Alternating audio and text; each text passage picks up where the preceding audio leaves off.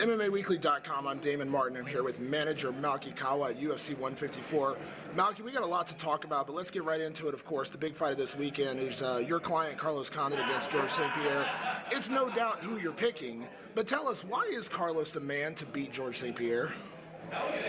There's a couple reasons why. I think number one, if you just look at Carlos's career as a whole, he's very much battle tested. So he's been in big fights before. He's headlined cards for the UFC before, and the guy has shown a tremendous growth when it comes to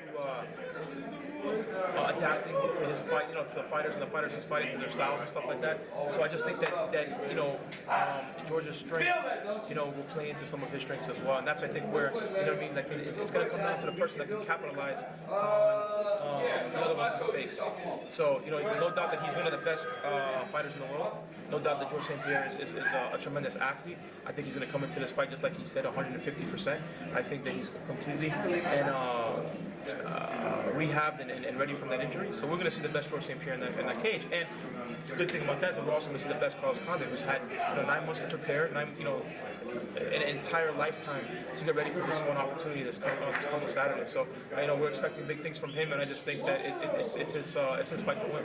Carlos made a point during the press conference yesterday about the whole waiting to fight GSP, and he said the UFC never actually came to you guys and said, hey, we want you to fight someone else. They wanted the GSP fight. So, how big is that for his reputation? He never ducked a fight. He was never offered anything. If you really want to know the truth, he actually called me a few times after the Diaz fight and asked me to set up a rematch.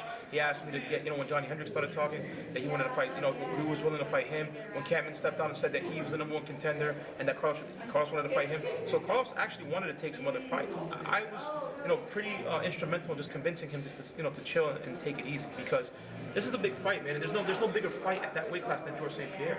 So to me, it just didn't make financial sense or any type of business sense or any type of fight sense to take any other fight in the interim. I don't think anyone was really interested in a Condit versus anybody else. He just beat Nick Diaz. We would have done the Nick Diaz fight, I think, if he would have never gotten in trouble. But at this point, we're happy with the way it turned out, and that's absolutely correct. The UFC never offered him an opponent, and if they would have, I don't know that we would have took the fight anyway. I was completely against it. George St-Pierre was a fight that we wanted, and I think that we just needed to keep him on point and on track to get that fight that he wanted. So with that said, going into this fight, we've had a lot of distraction regarding Anderson Silva. He's going to be here, and obviously these things are coming from somewhere. They're not just popping out because I think you guys got to think about it. 2013, Carlos Condit versus Anderson Silva in Cowboy Stadium. It's a super fight. Why wouldn't he be here? But all the distractions and everything, all the other talk, is it right? Is it more motivation for Carlos? Listen, here's the thing. I'm happy it's happening, bro. You gotta understand. I went to England with Carlos, right? And I remember the same exact thing back then. You know what I mean? He's going into England. You talk about traveling 12 hours across the water to get to this part. We're in Dan Hardy's hometown. Okay? Dan Hardy's the main event. He's gonna knock him out. He's got all this other type, right? And then what happened?